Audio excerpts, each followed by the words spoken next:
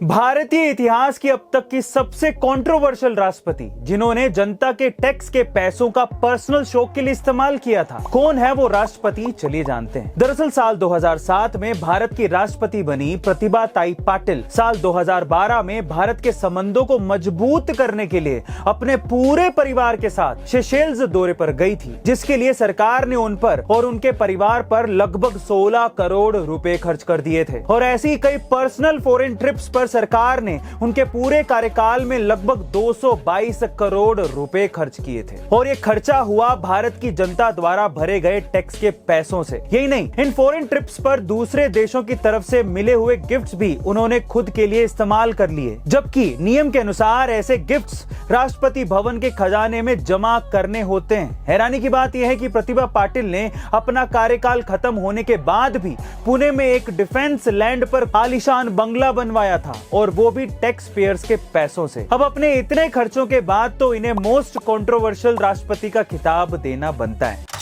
Actor Sanjeev Kumar अक्सर ऐसा कहा करते थे कि वो शादी कभी नहीं करेंगे, नहीं तो उनकी मौत हो जाएगी, पर लिखे हुए हाथ से कभी टला नहीं करते। कैसे, चलिए जानते हैं। दरअसल संजीव कुमार के मन में बचपन से ही ये डर बैठ गया था कि अगर वो शादी करेंगे और जब उनका बच्चा 10 साल का हो जाएगा तब उनकी मौत हो जाएगी।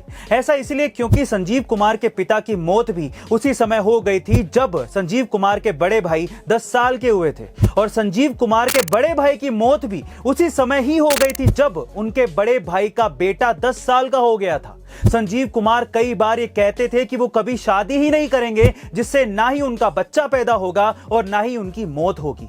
इसलिए उन्होंने उनके बड़े भाई के बेटे को गोद ले लिया। लेकिन वो कहते हैं ना कि विधि का विधान कभी टाला नहीं जा सकता। जिस साल संजीव कुमार का गोद लिया हुआ बेटा 10 साल का हुआ, उसी साल संजीव कुमार की 47 साल की उम्र में मौत हो गई, और उनका ये डर सच साबित हो गया। इसलिए कहा जाता है कि अगर आप अच्छा सोचोगे तो आपके साथ अच्छा होगा, और अगर बुरा सोचोगे तो आपके साथ बुरा।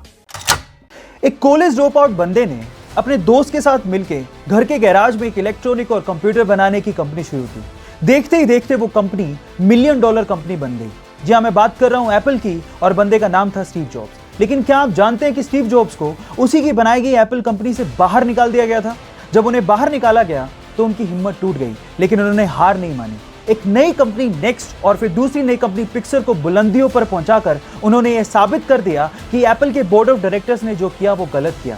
फिर उसके बाद एप्पल में एज अ CEO उनकी एंट्री हुई, और उसके बाद स्टीव जॉब्स ने और एप्पल ने कभी पीछे मुड़ के नहीं देखा। एप्पल दुनिया की मोस्ट इनोवेटिव कंपनीज में शुमार है, जिसकी वजह है सिर्फ और सिर्फ स्टीव जॉब्स। उनका एक डायलॉग, एक सक्सेस मंत्रा मुझे आज भी याद है, स्टे हंग्री स्टे फुलिश, जो आपको और मुझे इंस्पायर करता रहेगा। So guys, stay hungry stay foolish.